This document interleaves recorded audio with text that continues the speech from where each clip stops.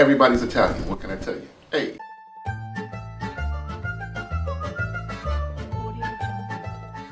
So today, I'm celebrating Crystal's birthday. She requested my famous fried chicken and string beans and cornbread. We had our beautiful cranberry beans. I thought it'd be really great to add in a little bit of the smoky, spicy poblano with the cranberry bean. We're doing our macaroni and cheese as well. I am having a small little dinner party in my private residence. And it's kind of where Spa Soul actually was born, was here in my house. I love cooking, I love entertaining, I love having people over. So what else can I do? I mean, I have the things that I love. I love alcohol, a lot. I love food, and I love talking to people. So I kind of combined it all together and just kind of created what I do. And it's an amazing thing, and I'm blessed because of that. I've known this young lady probably for about 7 years or so. I've watched her grow and pestered her and bugged her and edged her along to finish school and all kinds of things. We have a really great friendship, and it's a very loving one. Now, our mac and cheese is not your typical mac and cheese. It's not elbow macaroni, it's not baked in an oven. Actually, what we do is we use a heavy cream, 4 types of cheddar cheese, and we also add in a little bit of smoked Gouda for a little bit more complex flavor. And we also use Maria pasta. I ain't making no pasta from scratch, so it's as close as I can get to my palate for a fresh al dente So good. pasta, and it's amazing. So once we've cooked our pasta, we're gonna go ahead and incorporate it into our cheese sauce. The Maria Pina pasta is so good because little holes just suck up all that cheese sauce, and it's amazing. The reason I love Spanish Harlem is that it's a really amazing place. It's a place that has a little bit of everything. It's one of those places that when you envision New York, you kind of see this kind of neighborhood where people are walking around. It's one of the few places that I know of in the city that if you're sitting on your stoop in the morning having a cup of coffee, people walk by and say, "Good morning, how are you?" It's amazing. To me, it feels like what I always imagined New York would be like. Another really amazing thing about Spanish Harlem is that you're able to buy food fresh every single day. That means fresh vegetables, fresh meat. Every single day you can just walk in, go to the butcher shop, pick up your meat, go home and cook. It's really important that we start treating our bodies right. I'm not going to say that, you shouldn't have any fat or you shouldn't have this. If you watch the show long enough, you're going to realize that I eat everything and I love food. And I think that fats are good, and it's not about that, but it is about what you're putting in your body. And it is about preparing meals daily. We go to the gym every single day. We brush our teeth, comb our hair every single day. We have to put time aside in our lives daily in order for meal preparation. So these are our fresh string beans. After you rinse them, start to snap them off the ends. Now a lot of people will line them up and chop them with a knife. I think there's a lot to be said about, touching your food, knowing what you're cooking. Also, you're able to get out things that you don't like. We're so accustomed to all of our food coming into little containers that we're not really sure where it comes from.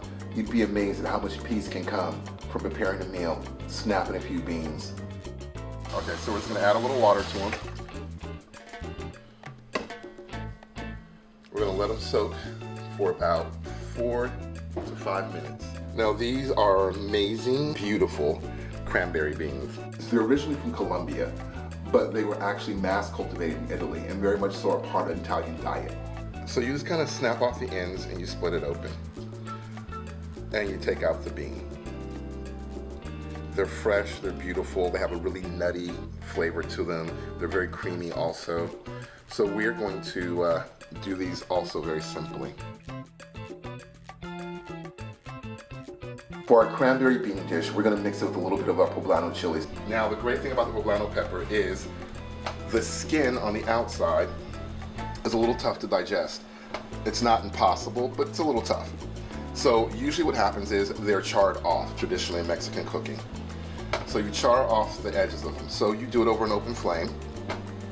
And once the skin starts to crackle, you're gonna put them inside of a baggie or inside of a container for a couple of minutes, and then you just peel off the skin. That's it. So after we peel off the skin from the poblano, it should be smooth. We want to go ahead and take off the ends because we don't need them. Give them a quick little slice, all done. We're going to open it up. Now, the seeds you do not want. And then we're going to chop them. Not too fine, but chopped well enough. We want to make sure that we get nice big bites of poblano in there. We're going to add a little bit of onion, a little bit of garlic, a little salt, a little avocado oil, and then a little bit of balsamic vinegar, just to top it off and make sure we have a good balance of acidity to our creamy nut and spicy. It's kind of be like Mexico meets Italy. So everybody's a little Italian. Hey, but we're also lots of other things. Everyone is Chinese, everyone's Jamaican, everyone's African, everyone's Swedish, everyone's French, everyone's Creole. We mix flavors from around the world in our American cuisine on a regular basis. And that's what makes America wonderful. We incorporate other cultures' food and condiments into our culture on such a regular basis that the American palate is forever changing and evolving. And that's what makes America a melting pot. The flavor for the marinade is really, really strong. And it's because, well, we're frying chicken, and fried chicken gots to have seasoning. So we put the thyme inside of there. Now we have our beautiful fresh rosemary. Look at that, folks, $1 fresh rosemary. Now we put our sage in, kosher salt, Jamaican hot peppers. I like the whole pepper in it because I like my chicken spicy. And that's what makes Spot Hustle chicken Spot Hustle chicken. We also like garlic. The chicken should have a nice garlicky taste to it. Now after you pour your milk in, the last thing is onion. It doesn't have to be fancy cut or anything else. You just want to make sure you don't have any skin on there. So you have your rosemary, your thyme, you have your Jamaican hot pepper, you have garlic, you have salt, and you have your milk. Once we get all of our ingredients inside the blender for the chicken marinade, we just go ahead and pulse it. Sometimes I'll chop the rosemary and thyme by hand if I have time, but dinner is supposed to be on at 7 o'clock for these lovely 8 people. And I still gotta get, well, you know, shower, change, and fly. You always want to taste your marinade. Got a really nice balance of flavors. You can taste the rosemary, you can definitely taste the thyme. It's not too overpowering, the rosemary.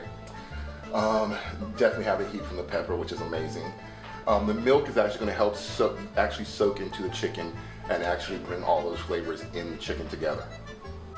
I think when you start cooking and you really start to enjoy what you're doing, you kind of let go of measuring everything out with little tiny teaspoons and little this and little that. And you start cooking with flavor, and you start cooking with passion. Passion is an important thing. Now for the cornbread mix, I make my cornbread mix from scratch. There is no jiffy anything going on up in here, all right? I try to always use the Indian Head Stone Yellow, which I absolutely love and adore. The grains aren't too big and they're not too small. I don't want to make corn cake, I want to make cornbread. So the grain needs to be a little bit on the coarse side. So I like my cornbread a 25-75 mix. I really like having corn and not so much bread. So it's kind of, if you're not into gluten, it's a really great way to make cornbread. Now, I also add in just a little bit of baking powder. I say 4 tablespoons. Oop, that's not 4, there we go. And then we add our salt to it. And cornbread always needs a little sugar. Don't forget, you can always go back in when you're doing your mix and add whatever ingredients that you think it's missing. If you like it sweeter, you like it sweeter. If you like it more savory, you like it more savory. I like my cornbread like I like my people, sweet.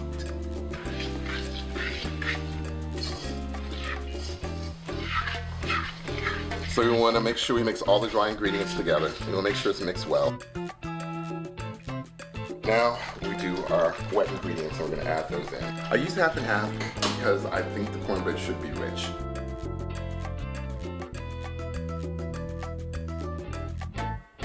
I like to mix all that in first, and then I add in my egg and butter at the last.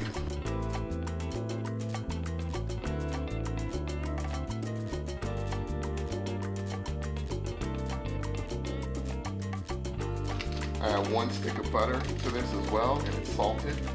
And yes, it's microwave. Once we get everything mixed up nicely with the cornbread mix, we're going to heat and grease our pan.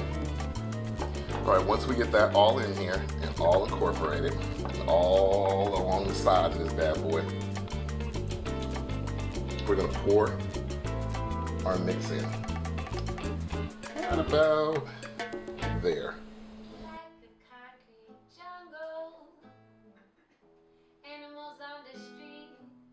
Everyone's got that one aunt who makes that bomb lasagna. Everybody's got that one cousin who can get down with some fried rice. Everyone has an aunt that makes the most incredible salmon teriyaki. Everyone's got someone in their family that is focused in on another type of cuisine from another culture. The great thing about America is that we combine all of these things and bring them into our own culture and make them into something that's American. So we're gonna do the flour that we're gonna dredge our chicken in.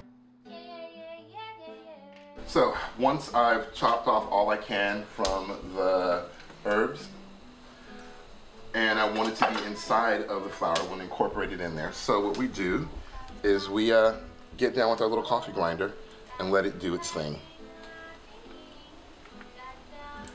And as my grandma used to say, there's more than one way to skin a cat.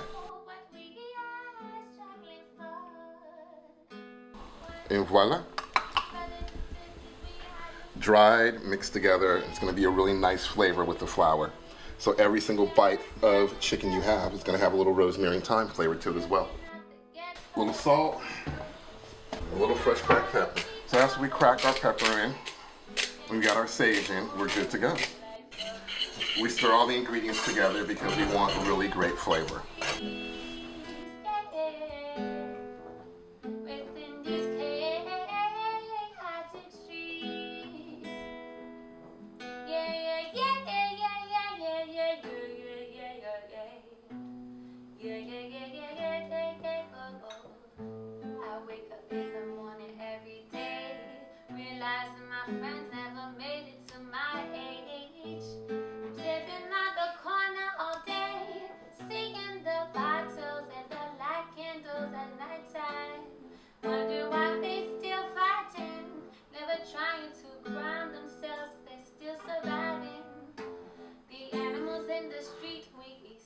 All right, so here we have our finished plate. We have our buttermilk soaked fried chicken, which isn't any buttermilk, but actually a heavy cream, and milk. Then we have our amazing cranberry beans with a little bit of poblano, balsamic, dressed with just a little bit of avocado oil. Then we have our tri-colored garlic pasta, and of course our chicken, and then our fresh string beans. Everybody's Italian, eh? So, just like in Spanish Harlem, you can pick something fresh up every day to prepare. I'm willing to bet that in your neighborhood or wherever you're at watching this, there's also a place you can go and pick up fresh food on a daily basis. So do that. Go out and get good stuff to put in your good body. Love you.